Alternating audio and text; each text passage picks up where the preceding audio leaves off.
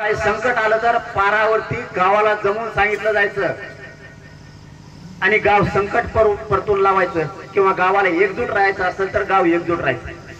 येशीच्या आतल्या घेतलेल्या पारावरच्या बैठका येशीच्या बाहेर गेल्यानंतर नंतर सुद्धा यशच मिळवून देतात। म्हणून पारावरच्या बैठकीला अत्यंत किंमत आहे आपल्या पूर्वजापासून आणि हे विसरून गेले। शहरात राहायला लागलेत, कुठं राहायला लागले त्यांना काय मिळत लागत काय काय चाललंय। पारावरच्या बैठकाला आपल्या पूर्वजाची परंपरा आहे।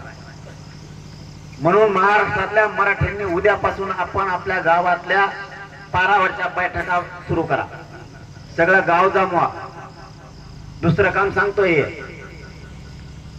महाराष्ट्रातल्या प्रत्येक गावातल्या मराठ्यांनी स्वतःहून गावात बैठका सुरू करा आणि 29 ऑगस्टला मुंबईला यायचं निवेदन सुरू करा। तुमच्याकडे कोणी येणार नाही, वाट बघू नका।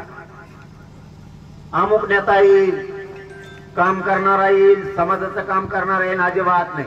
गरिबाची लढाई गरिबानेच हातात घ्यायची आणि गरिबानेच जिंकायची। म्हणून गावागावातल्या महाराष्ट्रातल्या बैठका उद्यापासून मुंबईला जाण्यासाठी सुरुवात करा। तुमच्याकडे कोणी येणार नाही, माझी वाट बघू नका। मला पूर्वीसारखे